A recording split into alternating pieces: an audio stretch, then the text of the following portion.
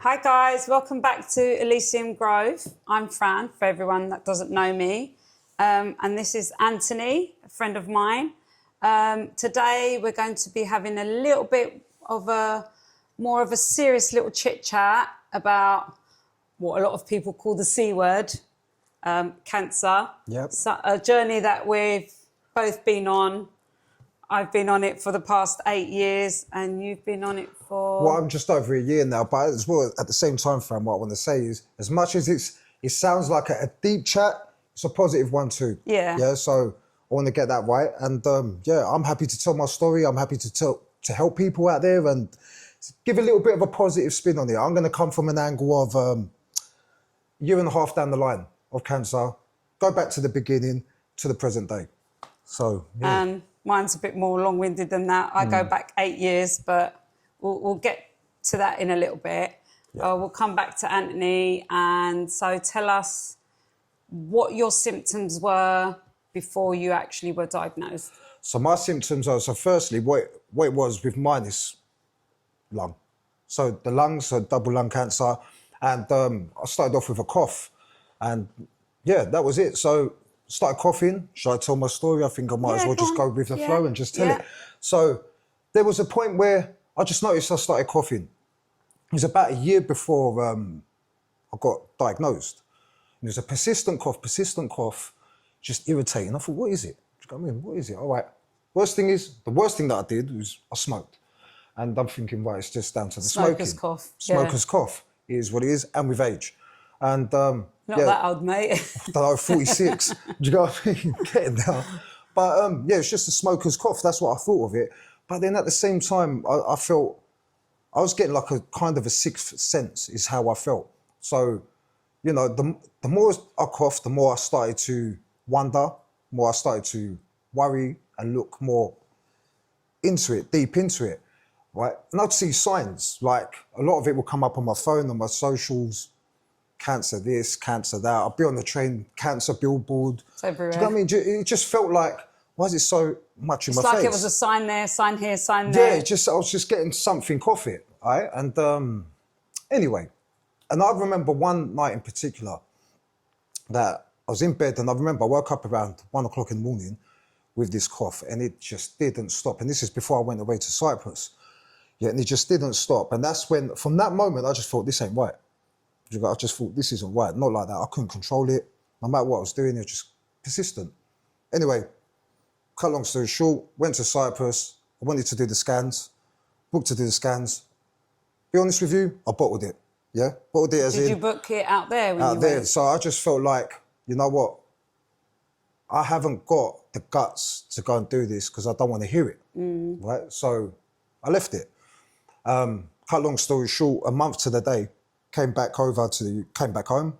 I'm at work, literally just doing my plumbing job, just put the boiler on the wall. It was a Saturday afternoon. I coughed, and I coughed just a speck onto the casing of the boiler. And I looked at it and I thought, what's that? So I've got it, I've looked at it. It's just a speck of red is what I saw. Blood. And I was like, bloody hell, what's this? So I tried forcing the cough, spitting it out in the tissue, couldn't see anything. Next day now, I'm a coach for Monel girls football. Just got to the ground, start a game, got the footballs out of the boot of the car, coughed again on the marking of the floor, yeah, where your markings are for the cars to park, coughed up again, splat. Oh, just see a bit of blood there. I was like, oh my God, it is.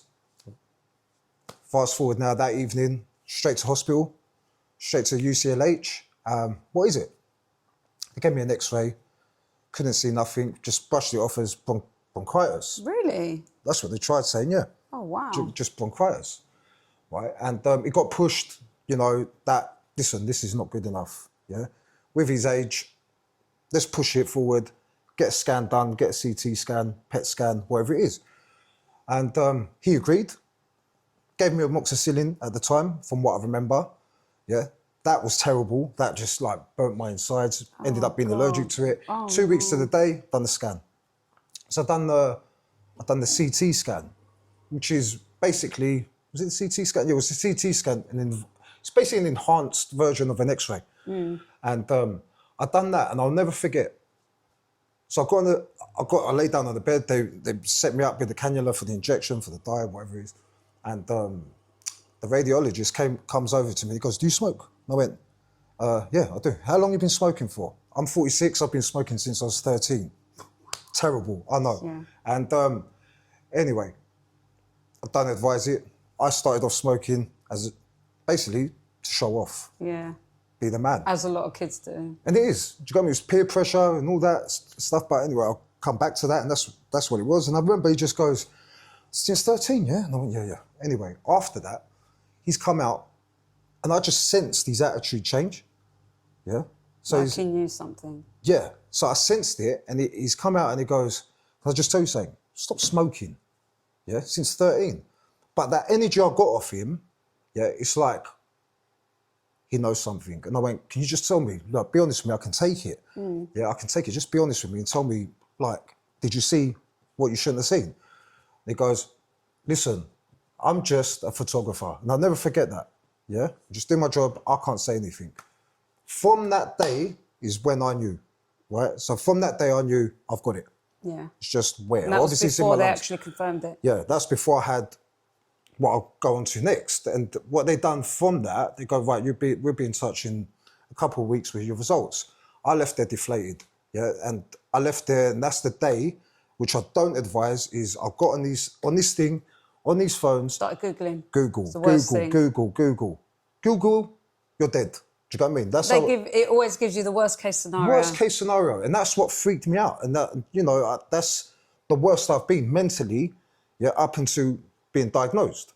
So, cut long story short, I get back the result. I didn't get the result. I remember getting on the app. You get an app, yeah, with you've got an app once you register with them that I had From the UCLH. from the UCLH, and I'll never forget. Again, I know the times and everything. Yeah, it was 2 weeks to the day. It was a Wednesday, 3:00 in the afternoon. Yeah, I get a message, Macmillan Centre, appointment, oncology. Yeah. Never knew what an oncologist was. Never did I before Do you know what I mean? this. Never How knew weird what is that was. I never knew. It freaked me out. It was a Wednesday. I phoned up. What's this mean? Because I'm seeing Macmillan Cancer Centre. Macmillan will know what So it you just is. know what that is, Yeah. right? Yeah, and you're like, "Oh my God." So I'm trying to get answers now. My appointment's on the Monday. Yeah, so I'm phoning around. I'm like, "What is this?" Yeah, and they're going, "Oh, your oncologist is away till Monday. Be back on Monday." And cut long story short, I'm trying to, is I found the email of the oncologist because I had it on my app. Yeah. And I emailed him. Yeah, and he got back in touch with me on the Saturday. He was on his holidays, and he goes to me, "Look, don't worry. I've got to go through everything. Be back in on Monday." Again, I'll go in on the Monday. We're going to put you forward for a PET scan. Yeah, we can kind of see a little shadow of some sort, but it's very cloudy around and we can't really tell what's going on. And yeah, the Monday comes, he puts me forward to the PET scan. Again, the PET scan result comes back. They can just see, again, a little shadow, but cloudy again. And I'm still at this point coughing up blood. Long story short, another one, what they done after that, they gave me a biopsy immediately because they were worried about the cloudy area. They gave me the biopsy, and yeah, well, that came back. We've had 2 biopsies. That ended up coming back that I had internal bleeding. Yeah. So again, that wasn't conclusive. They didn't say it was. No, they didn't say. So Yeah. because the blood was covering up the tumours, yeah, they couldn't see tell. the tumours. So they needed to stop that bleeding, right? So they stopped the bleeding eventually, and then they saw, I'll never forget, they saw 2 tumours, and they were like, "Right, you're gonna do."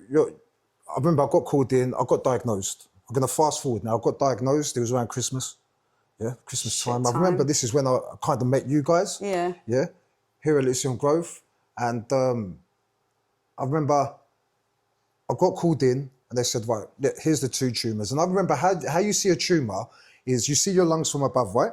And I always explain it like, imagine a little water bottle, yeah, with a cap on top, little purple like an Evian bottle, Yeah. right? That's how you see your tumours. So you can just see, I could see 2 round little cap things. I'm like, great. So I get So I get diagnosed. This is what's going to happen. Now on the first, it was New Year's Day, I was supposed to start chemotherapy. Great day, eh? Great day. Fast forward with that, I dealt with the news. A couple of days later, the surgeon calls me in to go and have a meeting with him because there's something I'm not happy about. Because I've just basically gone on. He looked at my scan results. He went through the cursor on the mouse and he was showing me. He was going back and forward with it, seeing the movement in my lungs, the shadow, the grey area. All of a sudden, he catches another tumour. Just that cap that I'm talking about in the bottle of water. He catches just a touch of it. Yeah. So was it that a third colour. one? So he saw the third one on my right lung. So basically, it's double lung cancer. Yeah. Right. So I've got two in one in the other. Two in one.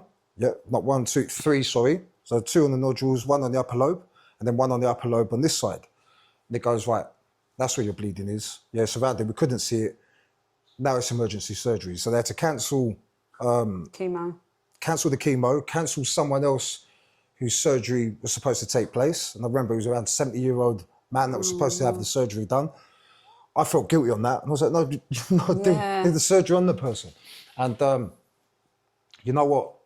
For that guy, amazing that he saw that. Do you know what I mean? Because I would have just gone straight into chemo, carried on bleeding on this side, and God knows. God knows what would have happened. In the day, internal bleeding is eternal bleeding. Yeah. So amazing. I went in for surgery. They cut one side here on my side where my rib is, and they removed the upper lobe of the lung. They removed the tumour, and first I was out within 4 days. I should have been in there over a week. And that's when the fight begun, So I was just like, what happens now? They're going, right, you've got the surgery. In 6 weeks' time, you're going to start chemotherapy, high intense chemotherapy. And just like halfway through that, you're going to start radiotherapy. High intense, 6 weeks, every day. And that's where I was at. So they removed it. I recovered. I came out. And that's when the game started. That's when what I say, the me versus me, not challenge, battle began. Yeah. And in life, our battle is ourselves. Do you know what I mean? The decision making. So, it was either I give up, feel sorry for myself, or take on the fight. And that's what I've done. So since then, I'm in a stable condition. There's been reductions with my tumours, slight reductions. I'm stage 3. At the moment, I'm in the middle of immunotherapy at the moment. I just had treatment yesterday. Yeah, and as you can see, guys, look, I'm all right. You wouldn't tell. Yeah, but there's a reason for that as well, because you were always quite fit, right? You were doing gym. Do you know what? I've done gym and stuff like that. Yeah, but that's it.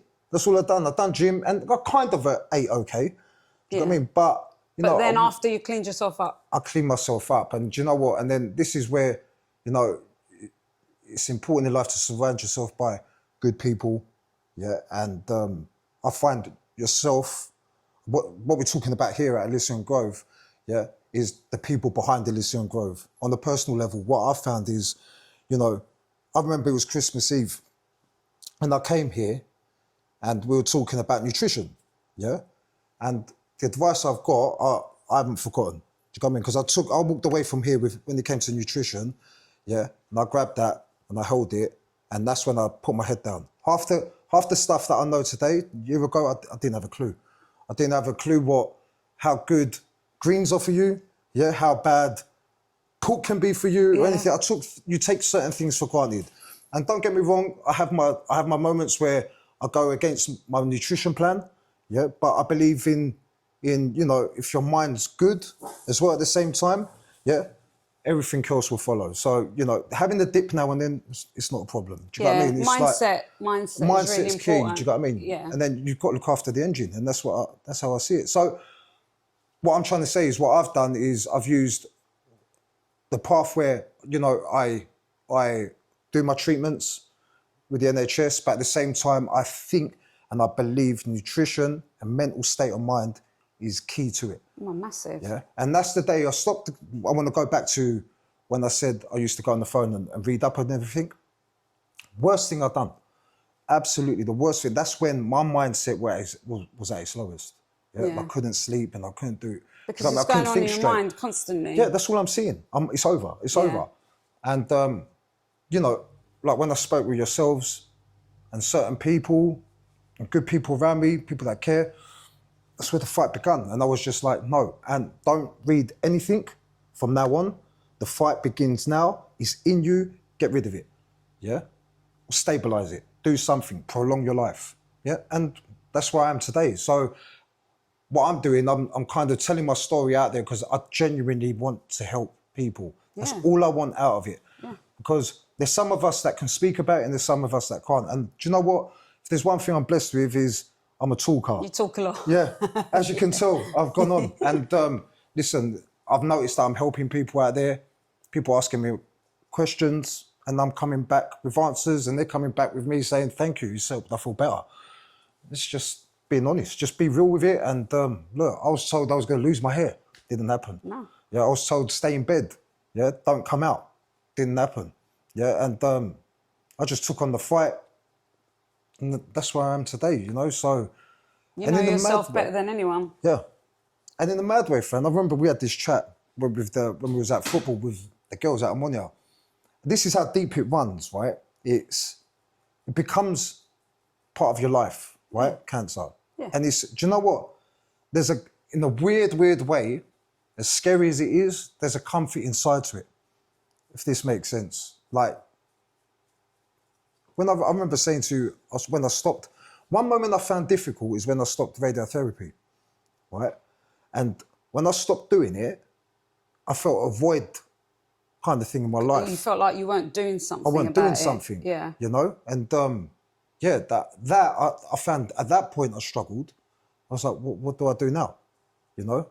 And I got some sort of comfort from, you know, the fight. Do you know what I mean? And when I just felt like there was nothing to fight for now, I just got to leave it. Yeah, I just felt that kind of void. I can't explain it. It's quite strange. I felt a bit lost, I guess. Yeah, I felt lost. It's like, so, well, what now? Yeah. What do I do? Do I wait? Because whereas before you were so busy doing stuff, I guess sometimes you don't have time to think about it too much. But then when that kind of stops, you're like, oh. Yeah, it's a massive void. I didn't know how to, I didn't know how to manage that. Yeah, and I struggled with that. And you know, because look, with cancer, what I've got, and I suppose what you've got as well, Fran, is you can't see it. No, it's not visible. It's not visible. So, like, if you cut yourself, you can see it. You can see it's healing. Yeah, but with this, you don't. It's the unknown, and you know that's. I bet you have a lot of people that say, "Oh, you don't look like someone who's got cancer." People think I haven't got it. People think I'm cured. People look at me and they're like, I'm in remission. Oh, yeah. You look really well. Yeah. You look really good. Well, I'm doing a lot of things. It's not easy. It's a battle every day. It's in the back of your mind. It's hard. Yeah. But I do know that you've got to have a positive mental attitude. 100%. If you sit there and just think the worst, that's it, you're done. No, you're done. You need to be strong. And I think what makes us both strong is, for me especially, and it will be for you, I'm sure, is our kids. 100%. You sit there and think, right, this fight isn't for me. This fight is for my kids because, I need to make sure that I'm here for my kids. I need to make sure I'm here to raise my children. And for me, from the get-go, that's what was on my mind. That's what mine was as well. Yeah, and I remember finding that difficult when to tell them. Do you know what I mean? That I had it. Yeah. I didn't tell my kids for the first 2.5 years. Really? So I thought they're just going to resent, you know, if I didn't. But I remember we had this chat, and this is where I got comfort off you guys as well, because you can relate to it, Fran. Yeah. Yeah, and I remember I used to talk a lot with you and John, and I got a lot of comfort from that. And I just want to say to people out there, I'm going off track here, is please speak about it. You need to speak about it. It really helps. Yeah? Massively. You know what I mean? Yeah. It really, really helps. And I think that's the one thing that I did from the beginning was like, I didn't want it, because it's such a taboo subject. Like, you know, people are like, oh, don't talk about that. Oh, don't say that word.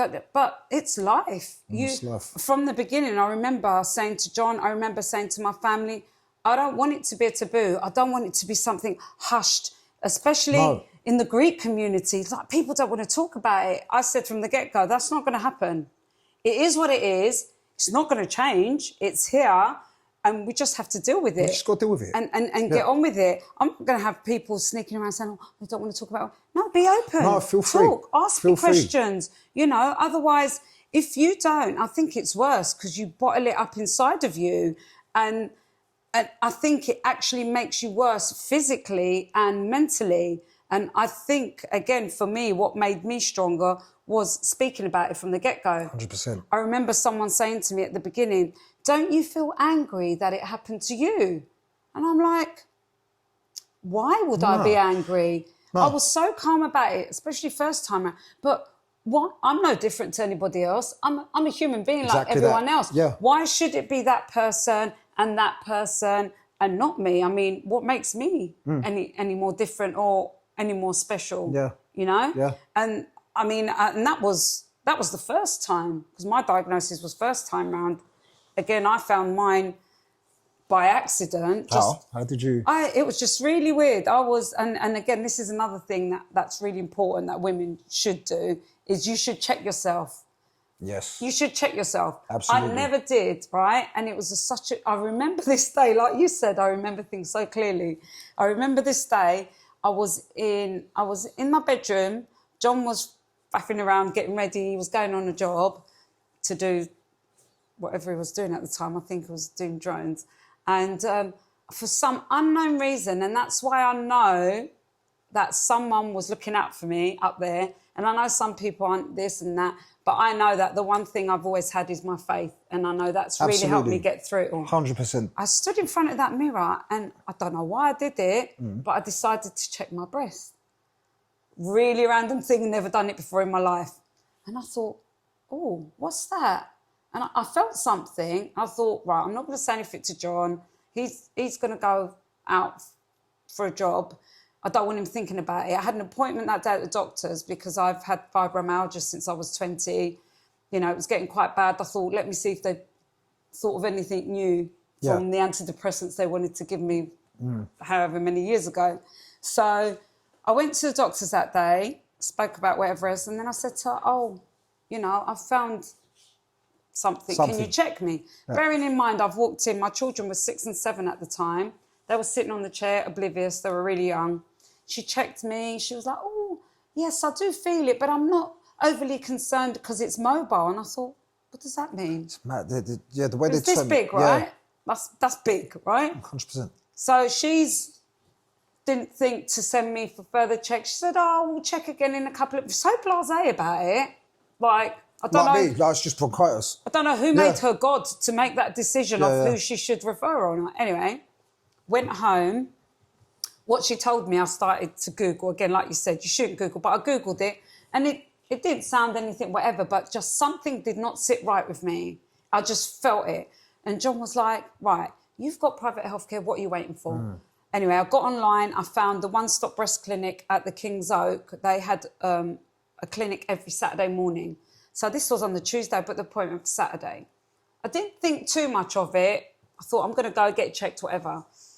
So I said to John, you sort the kids out. I'll meet you after. I'll go and then we'll meet up after. So I've gone in, found a really lovely doctor. She was amazing. They did all the tests. They did a mammogram, which was horrendous. Yeah. Then they did an ultrasound. Ultrasound picked something up. And then the minute they said biopsy, that's when I knew. Yeah, do you know what? That's the sign. So they've done it. I've got in the car, driving home. I was like, oh, my God, this is so painful. I could barely get home. I didn't expect that. So you had pain. I didn't have any pain. I would have taken someone with me. Yeah, of course. I had no idea. Yeah. Because they did a biopsy because they found it in my breast, and they also biopsied one of my lymph nodes as well. Yeah. Gone home. Oh, I just didn't know what to think at that time, to be honest. It was a little bit of a blur. And then we were meant to be going away the following week. The kids were on half term. I knew we were going away on the Thursday or Friday. And I said to her, please, can I have the results before then? I'm meant to be going away with my family. She goes, I'm going to do everything I can. Anyway, so that day, picked up the kids, half day from school, brought I think my father-in-law was look after them. And I went with John. And then the minute I walked into the room with the consultant and I saw the nurse there, I knew straight away. And she said, you know, But, you know, she was like, look, it's going to be fine. It was stage 1, Yeah. grade 2, which means it was just growing at a moderate rate. Yeah. I went through all the motions. I had the mastectomy, which wasn't too bad, actually. Recovered really well. I was up and about second day, like, It's mad, like isn't it? nothing. Yeah, I know. Do you know what I mean? I had all the drains on me, came home, you know, my kids were really young. They were like, oh, what's wrong, mummy? And I was like, oh, mummy just had something bad in her. She had to have taken out. Yeah. They're hard. I mean, what do you tell a 6- and 7-year-old? You can't really go through much else with them. No, you just want to keep it Yeah. really simple. Yeah. Yeah, so because I had the private healthcare, they did this thing called Oncotest. They sent the tumours to America. They tested them to see what the possibility of it was, of it returning. Very so minute that I didn't need any chemo or radio, luckily. Yeah. And then a few months later, I had reconstruction surgery. And that was it, to be honest. I mean, I did stop the sugar and, you know, all my diet, I looked into it a little bit, but nothing major. Because I didn't think too much of it at the time, you know. It was just where they said stage 1, I didn't need anything after, and I just got on with it. Then COVID hit in the March. I remember I just had bloods with my oncologist because they were just checking me every 6 months. Yeah. I had my bloods, everything was fine. Then we went into lockdown, and then I was meant to see my breast consultant, I think it was April or something. And then that was when everyone didn't want to go into the hospitals and everything. Yeah. So I spoke to her and I said, look, I don't really feel comfortable at the moment. She goes, look, your bloods were fine. You know, we'll do it in June. About May time, I started getting a problem with my arm, like really bad. I couldn't lift it. The pain was really bad. I was like there. I couldn't go up, couldn't go down. So when I went and saw her in June, I said, look, she'd done all my checks, everything was fine. I said, I've got this pain in my arm. She goes, I'll refer you to a rheumatologist. By the time I did all that, I saw him in August. He did everything. He goes, yeah, we know what it is. You've got worn discs in your neck. You've got impingement in your shoulder, where I was getting the pain, which is why I couldn't move my arm. Yeah. It's a bit like frozen shoulder. Yeah. And then carpal tunnel. But then something was niggling at me. And I said, but there's one more little thing that I'm getting and it doesn't quite make sense. And he said, look, because of your history, we're going to do one more MRI on your axilla, which is like your armpit area. So I went in that morning. I had it done. I remember the nurse had to help me. I just couldn't lift my arm because impingement's really painful. Yeah, yeah. And then I remember as soon as I got back, I emailed him. I said, look, I've done it. Please get back to me as soon as possible. Like, I'm in so much pain, so we know where to go from here. And I remember again, you don't remember these times. It was a Thursday, 6:30 in the evening. So I get a no-caller ID. I knew it was him. And I was like, oh, brilliant. Wicked, he's got back to me so quickly. Let's get this sorted. And he gets on the phone and he said, oh, Mrs. Kyriakou, I've just got your results through and I could see something on your scan, which I think is related to 2018. I was like, oh my God. 2018? I was like, what, my breast cancer? He went, yeah. I went, but that's not possible. I said, I get checked every 6 months. Yeah. And he was like, you know, I'm so sorry, but, you know, I can't. I said, right, this doesn't make sense. I need to speak to my consultant. Got off the phone with him. I rang my consultant. She could see I was in a panic because I had her mobile number. I could ring her whenever I wanted. Like, she was brilliant. I said to her, he said this and that to me. I don't understand, blah, blah, blah. I was in a right, you know. And she said, you know, calm down. I will speak to him now. I will get all your scans. Tomorrow morning, you're the first on my list when we have our meeting, MDT meeting that they have every Friday morning. She rings me Friday morning, says, look, we've all looked at it, but we're still at the moment not convinced, you know. Have you had a fall? Have you had an accident? Have you had a car accident? Triggered it. I said, I haven't had a car accident for 12 years, you know. Yeah. I've not had a fall. She goes, right, we need to do further testing. Anyway, they did further tests and at one point they didn't know what it was. They said it could be lymphoma, myeloma, leukemia or metastatic breast cancer. Sounds very But we can't define, let's do the PET scan, did the PET scan, we can see it in your left shoulder blade, right hip. Right now we have to do a biopsy. Most horrendous thing I've gone through in my whole life. This is like all the COVID stuff, not allowed anyone with you. Yeah. Gone into hospital, don't know anyone there. Luckily there was a nurse there. Wide awake now, doing a CT scan, CT guided biopsy. What's that? Never heard of that They one. do the biopsy whilst I'm going in and out of the CT scan, right? Okay. They've got a full-blown drill, like you would use to drill through the wall, right? Yeah. And they drilled through my collarbone. Here. Wide awake now. Wow. Wide awake. Yeah. With nothing but local anaesthetic, right? So just numb the area. Yeah. I've got just a nurse. I don't know this woman. She's just holding my hand. I've got no one with me that I know. Drilling through my collarbone, right? I could still feel it. I'm like, I want more anaesthetic. I was like, mate, I was so high That's on this terrible. anaesthetic. Oh It my was God. horrendous. Yeah. I can't even tell you. And then I've gone home after that. Yeah. Like, they've patched me up. I've gone home. I had to wait for the results. I couldn't eat for 3 days. Imagine. I'd had so much local anaesthetic. I think I was just so high from it. See, that I've Couldn't never eat. heard of something because my biopsies were literally, they put me to sleep. It was actually lovely. I wish I was actually. put It's the to best sleep. sleep I've had in some time. They put me to sleep. It was literally a tube down my throat where, they just snipped at the areas. Yeah. That was it. But how can they do something like that? That's just madness. Mate, that's the most Yeah. horrendous thing. I've had Yeah, loads yeah. of crap done to me in my life. That was the worst by far that I can remember. Anyway, a few days later, results come back. Yeah, it's metastatic. Mm. We've gone into the oncologist. They do the usual, I'm so sorry. I was like, I don't do pity. No, I don't do it. Just straight to the point. I don't do stuff I like still do that. that to this day, Don't Fran. like I'm it. like, do you know, when I go in, straight to the point. Am I Yeah. good? Like, You're I done it a faffing couple of around. weeks ago when it came to my scan. Yeah. It's like, hi, Mr. Nurse, this. Yeah, I've got your blood. And I went, listen, Just give it to me. just Yeah. result. That's it. That's all I want. Yeah. Exactly. But because I'm the type of person, I'll go and I'll read you. Like, I'll look at their and I know. straight away. If it's good or not. And I remember again when I got diagnosed that day. Yeah. I remember his face. He come out and he was a young oncologist. This one. Yeah. And I could just tell by how nervous he was. Yeah. By the way he looked at me and he called out my name that it was it. Yeah. And then we went in. And it was a bit long-winded, and they use all these technical words. I have no idea it's so annoying. what the hell they're going on about. Yeah. And it's just like, listen. I'm common as you come. Yeah, Keep it basics. common. Just give it Give me to the me. basics. Is it this? Yeah. Yes. Is it cancer? Say it. Just say it. Yeah. Yeah. Where am I at? Even down to the point of I asked, because it's new to me. How long have I got? Yeah. And he's like, well, we're not God. We can't answer that question. All right. But I did ask the questions. I'm very direct, and I want to know it in simple form. Yeah. And this is what I'm trying to do, Fran. Like with this, like with my socials, I'm trying to build it up, and I'm trying to come from more of a common background, Yeah. right? So you can understand it more, because all these technical terms, let's face it.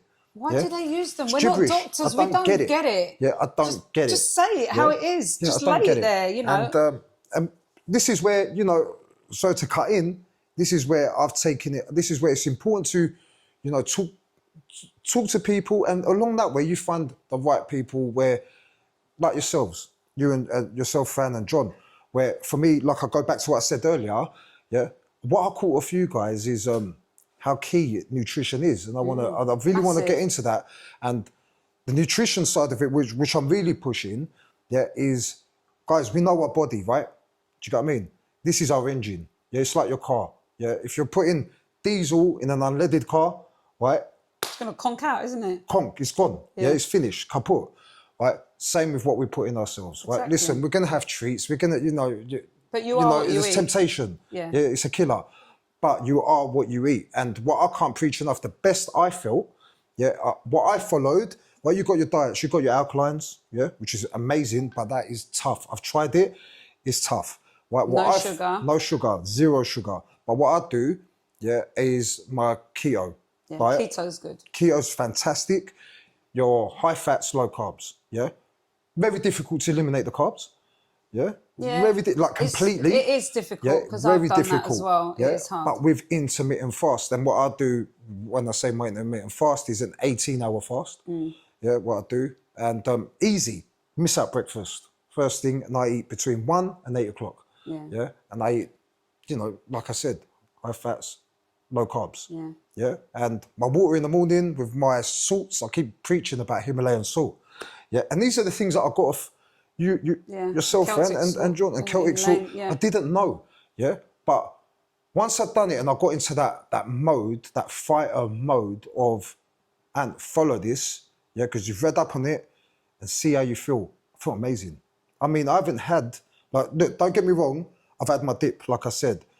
There was a point, I'm being totally honest with everybody, there was a point where I stopped, I'd done my fasting for about, how long was it?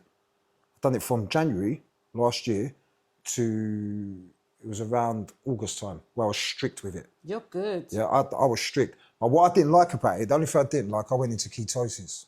Yeah, which is good. That's yeah? what you But I'm want. skinny as it is. I know. Right? That's the so problem I've this got. is where your mind plays tricks with you, because Yeah. what it is, your mind's got to be strong, right? Yeah. But when you're looking in the mirror and you're like, I used to have the shape, I used to have the physique. No, I'm like that. Yeah. I don't like it. And that's where I kind of stopped doing it for a little bit, and then my diet went out the window. Do you know what I mean? Not doing what I was doing. I was tempting fate, and I was pushing boundaries. I wanted to see what my scans would come back now. It's like I was playing games with myself. I wanted to see what my scans would come back like with me not doing the diet. Yeah. Yeah. And You saw the difference. I saw the difference. So I've seen the difference in the state of, where I followed the diet, yeah, I was, my tumours were reducing. I'm at a stable point now, which is still good, yeah, but what I've done, which is wrong, and I do want to be honest with you, I said I'm a smoker, but I want to be real with my story. And I hit a point, again, this is the mind playing tricks with you. Me versus me, which I keep preaching about. It's going to be my slogan, it's going to be something that I push for and push out there, is my battle, my demon is, well, I fancy a cigarette. I'm in Cyprus. We're having a Sun's coffee in the out, morning. everyone's yeah? chilling. It's that frappe, Music. that frappuccino that you have in the morning. We're sitting by the pool, yeah, and it's weren't like, a cigarette, yeah? Surely one won't hurt with That's it. when you were hiding yeah, from I me. know, that's what I did. I'm sitting there yeah, I know. ordering my fruit platters. Yeah, I'm doing that. And I'm saying to her, I'm going to have one, barely but don't eating say nothing. anything. So I've had one. Look, and here and there I have smoked. It's not good, yeah? End of the day, it's not good. I shouldn't be doing it. But that's my mind playing tricks in the sense it's like, if I did smoke, this is me being selfish really, I did eat crap, what's the next result going to say? Yeah. And what happened? I'm stable at the moment. But which as good as that is, I'm annoyed myself because I've had 3 scans since and they've all been reductions. Yeah. But this time you didn't see the reduction, so I didn't see it. So that says something to me, right? Me versus me again, right? Listen. you're fighting your own demons. Yeah, and you're it's fighting just, yourself. and it's not just cancer. That's one thing I want to get out of this. With everything, everything, our battle, yeah, is with ourselves majority of the time. Forget the noise around you. It's your mental state. Of course and it you is. lay there, and it's your decision making. It's your choice that you've got to, ultimately it lies on you. Do you know what I mean? So like I said, like yourself, Fran, yeah, you either fight it or you don't. Do you know what I mean? You either sit there, you cry, you feel sorry for yourself, yeah. or you read that, everything on Google, yeah, and you go off that. No. Do you know what I mean? didn't. That's the one thing I didn't do do it. was Google. Don't do it, yeah. I thought I'm not going to Yeah. do that because, like, when you said to your oncologist how long I got, she turned around and said to me, my one, would you like to know your life expectancy? I went, no, you're all right, Yeah. thank you. Yeah, yeah. And I got up and I walked out, Yeah. and the first thing I said to John was, she's not my oncologist. No. You changed the oncologist, Yeah. is it? Yeah, because I can't deal with stuff like, I'm so sorry. No, I can't do pity. Don't pity me. No, I can't That's deal not with it. me. I'm a strong-minded person. Yeah. You tell it to me how it is. That's Don't it. be doing all this pity and that. And the minute she said, would you like to know your life expectancy? I was like, no, I'm good, thanks. And I walked out and I was like, the first thing I said to my breast consultant was, I need a new oncologist. Yeah.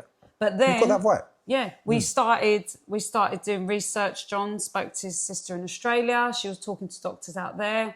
I spoke to my cousin in Cyprus, who gave me a doctor to speak to in Greece. I got another opinion. There was another doctor that I was following in Peterborough. I couldn't get hold of him now. He was up there. And then my breast consultant said, oh, there's just one oncologist. I just want you to speak to him just to have a conversation, not saying to go with him or whatever. He was an old boy, he had loads of years of experience. I spoke to him and at the time I was like, yeah, we'll change it. And I wanted to change oncologist. John started doing a lot of research along with his sister in Australia, started looking at about things that I shouldn't be doing. that's when I started going on the alkaline diet. I wasn't tough. massively doing supplements yet, but then I did start going to see somebody that was more into the natural herbal stuff as well. Yeah, that's another thing altogether. Yeah. I mean, we're talking about, you know, when they say, yeah, you take vitamins, you buy these little multivitamins and that, they've got nothing in them. You have to take them individually and at very high doses, especially when you've got something like cancer. Like we're talking about vitamin D3 Yeah, with I've done all K2, that. like Yeah. massive 9,000 IU we're talking about, not little, you know. Yeah, I know. Not your local high street No, you kind of can't. thing. You know, yeah. Curcumin, natural anti-inflammatory, bromelain, natural anti-inflammatory, all these things. And my diet was very clean. I did start doing some treatment with them. And I've never had intravenous chemo. It was tablet form. I had both. The way they treated my cancer, because I went from stage 1 to stage 4 overnight. I mean, how can you go from stage 1 to stage 4 overnight? Like, That's insane. you know, How? how does something like that happen without you knowing any different?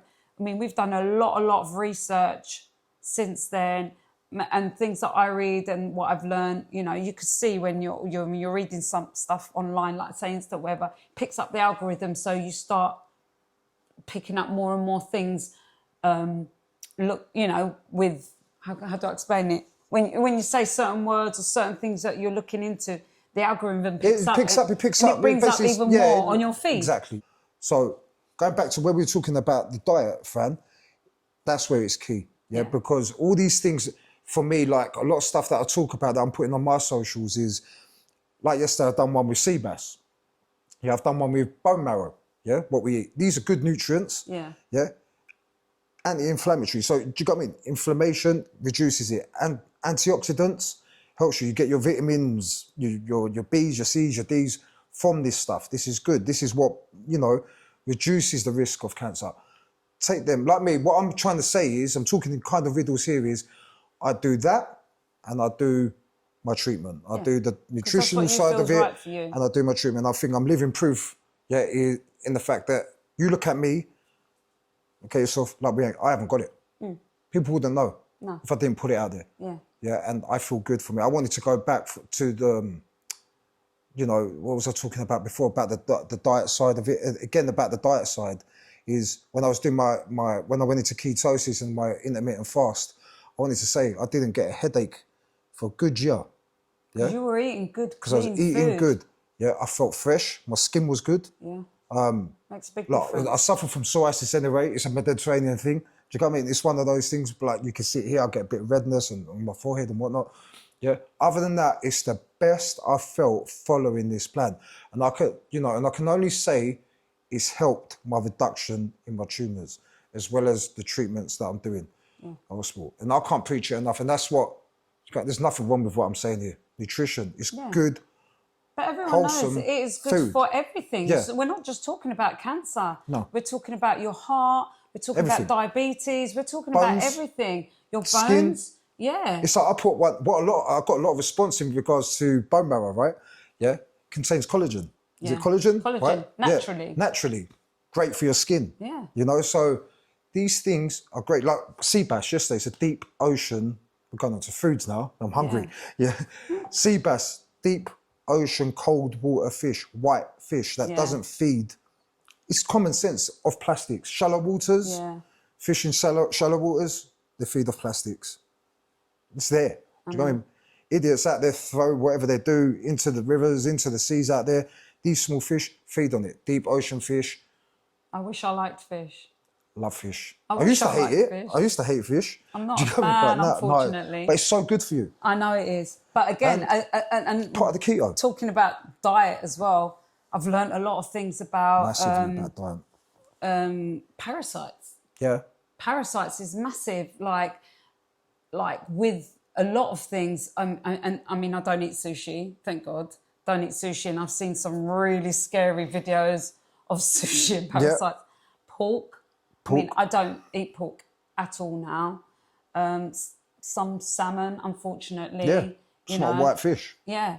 parasitic. So again, that's another thing. But you learn so much just by doing your own research, talking to people that look into stuff like that. You learn so much. I've learned so much of them, you know, of people that I know. And it's good that we know this and we could pass that information to other people. You know, it really helps. It's like when I sit and think now, I wish 8 years ago I had somebody say like us to talk to, just to give me that little bit of guidance. I know. Nearly 6 years ago, second time around, was even worse. We knew nothing. And it was like we got thrown in massively in the deep end second time around, I think, from the first time around, I think, because it went from stage 1 to stage 4. And I wish I knew someone then that could help me, you know. I get it. And this is what's going to bring me to speak now about Elysium Grove, right? So when we were already having lots of people coming around speaking to us from a couple of years ago, you know, about what we're doing, you know, just through friends and family, just speaking to other people. People come around, we chat. So we'd say we'd sold our business a couple of years ago and we were like, right, what are we going to do? Didn't know for a while. And then I remember one day I said to John, you know what? I really would love to do something that I can help people with. Absolutely. At the time, it was help people with cancer, because obviously that's my world. Because about 4 years ago, I remember mentally I was struggling quite a bit. My kids were really young. I was only about 1.5 years into my second diagnosis. You know, it was something that was playing on my mind constantly. And yeah, I had my family and friends around me, but I needed to be around people that were in my position. I get it. You know? Yeah. Yeah. And I actually just put out on one of the local groups, Love Your Doorstep on Facebook, just to say, you know, if there's any ladies out there that have been through cancer, breast cancer, whether they're going through it now, been through it, whatever, you know, if you'd like to meet up, we're meeting at this place at this time on the day, you know, just for a little meet up. And I remember saying to John, do you know what? I don't know if this is going to work, you know. I don't know if it's going to work. I've got to believe it. You know, I was thinking constantly, I wanted to get this group together. I even had a name for it. I came up with the name Breast Cancer Sisters because I thought, you know, you are sisters with people because you're going through the same thing. Yeah. And then all of a sudden, I just started getting in my inbox, ping, ping, ping, Yeah, see? message after message. I said to John, An idea. This might work. Yeah. We've gone to the pub that I said to meet up in. 20 women, I didn't know, turned up, along with 3 that were friends already that had been diagnosed as well. Yeah. I was like, oh, wow, this could work. We're nearly 4 years in now. I've had 50 ladies in my group. Amazing. You know, and we don't, you know, we try and meet up when we can. We've had theatre trips. We've done fundraisers. And we've had our Christmas meals, and we have banter on the group chat. Like sometimes we could, every day we're on it, laughing, doing this, sending this, that, and the other. And then some days it could be a bit more of a serious combo. Like some of the girls. It's a happy medium. It's that balance, Fran. You know, you can relate. Don't feel to great. a lot of things. Yeah. You know, I'm waiting for my results to come through, and you know, you've got that support. You know, and it's a massive thing. So that was the first thing that I did. And then obviously we got to saying that we wanted to do something to help people. And that is how Elysium Grove was born. It's amazing. And I remember saying, you guys, because you helped me, right? Yeah. I remember, like, John, like, was massive to me. Like, do you know what I mean? He was on me. He was like, it's going to be okay. You've got to do this, follow your nutrition, Be diet, positive. be positive. Have you looked into this, like, an infrared sauna, like, you know, that you have here? Correct detoxing. Yeah? It's amazing. I can't preach it enough. Again, anti-inflammatory, like, reduces inflammation. Yeah. Kills them cells. Like, and I listened to him, and the more that you went on and yourself, Fran, I was like, you guys need to do something about this as well. Surely you've got, and you're like, yeah, we've got this up our sleeve. And you know what? I can't preach it enough. Anything with mental well-being and helping your body, like this natural stuff, like just an infrared sauna. Do you know what I mean? It's great. Even it's great. if you It's haven't so got good cancer. for you. And people like around here, they do it as well. I've done it. Yeah, I've done that. I've done cold light therapy. Yeah, I've done my what else? This is so much to talk about. I think cryotherapy. Instead of when they did offer me for pain, like radiotherapy, I was like, no, I'm okay. I'm doing targeted cryotherapy. Yeah. Amazing.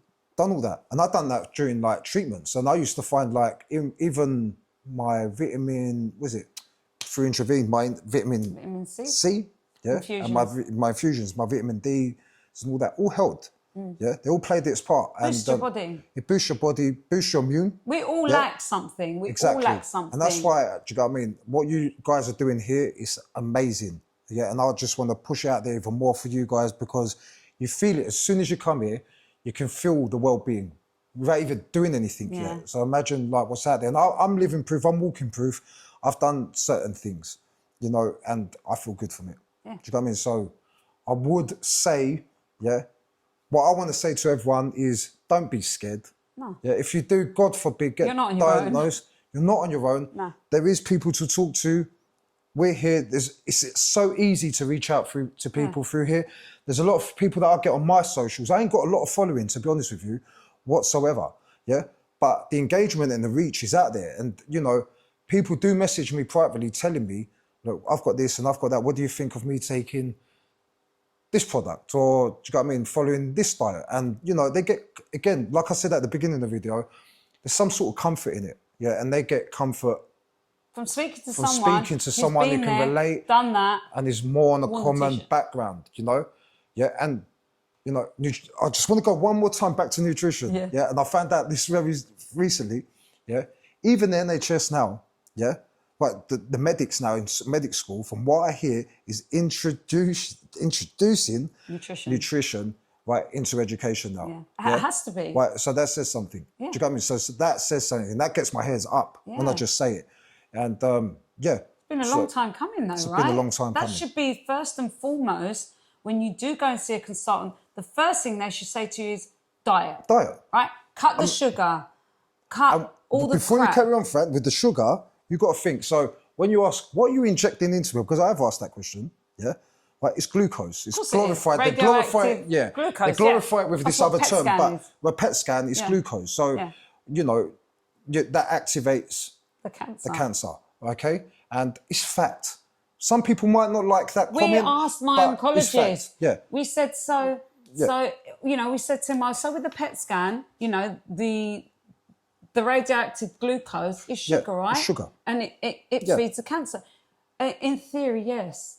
Well, there's no theory, but it is. That is what it's doing. So that's where I'm trying to say, with on a common background, I'm trying to explain. Look, all right, you know, moderate levels. I'm not saying cut it out. Yeah. But just be careful with it. Sugar. I'm saying cut it out. You're saying cut it out. I'm saying because I do struggle with it. Yeah, I do struggle with it. You think you're bad? No, you didn't know me previous to cancer. My sugar intake was disgusting. Terrible. But now and then I do pick it. But look, it's absolutely no good for you. I've learned I know that. Substitutes, right? I've learned to substitute with things like dates, raw honey. Honey. Yeah. Yeah, I know. Raw honey. Honey. Honey. For me, honey is lovely. I don't buy honey from the shops. I get it from my family in Greece and Cyprus. I know it's as pure as it can be. I get it. And it is good for you as well. Yeah. In moderation. In moderation. See, where else you can get it from is dates. I don't mind dates. Yeah. Again, though, in moderation. Yeah, in moderation. But that's your sugar in taking you know, in dry a better way. Apricots, organic dried apricots. Good for you. They can lower your blood sugar as well. Yep. The other thing I started doing was, like we said, with the keto, trying to cut out carbs. Like you said, my problem's always been weight. I've always been really slim, skinny, whatever you want to call it. And I've always had this thing with my diet. So I am following keto, but I do have a bit of carbs because I can lose weight just like that. Yeah, this is where we're all different, isn't it? I don't want to lose too much weight because I still want to keep myself I think the keto for me is a good enough diet. Yeah, right, you know, I can live off I can talk on based on my results. Yeah, it's doing its job. Yeah. Yeah, it does what it says on the tin basically. Yeah. I admit the alkaline is just not for me. It's a fantastic diet. I struggle with it. It's hard. But if you can do your intermittent fasting, 18 hours, 24, 48, 72. Can't do it if I plan it. Can't do it if you plan it. No. Do you get me? I can't do it if I plan it. If I, though, say if I eat late as 7, 8 in the evening, and then the next morning drop the kids to school and go straight to the gym, by the time I've done all that and got home, I've done it without realising. Exactly. Because I haven't said it to myself. Where if I say I'm going to fast, it's not going to happen. That's how So we I make have to do differently. it Yeah. without realising. See, I'm the opposite. That's how if my I brain works. If I put it in my head, yeah, I'll do it. Yeah, no, my brain works the other way. Yeah, I know. So, yeah, that's where That's it's where basically everyone's at. different. I know. And we all are. Yeah. And that's where we can, all help each other. Adapt it to ourselves, Can but talk. help each other.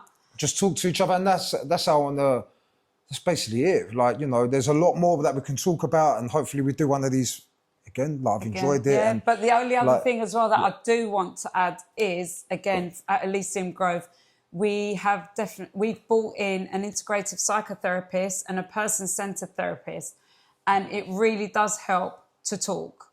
So, absolutely. You've got us, you might have your family and friends around you, but it really does also help to see somebody who you don't know, they don't know you, and that's the easiest way to speak to somebody, because there's no judgment anyway, but you can just express yourself to somebody that's got no ties to you, and I've done that, and it is so much easier sometimes for it to come out. Please speak.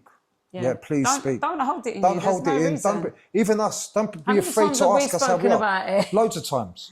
Yeah, loads of times we've spoken. But I talk about it every day. Sometimes I do feel bad. I feel like, oh my God, am I going on about it a bit too much?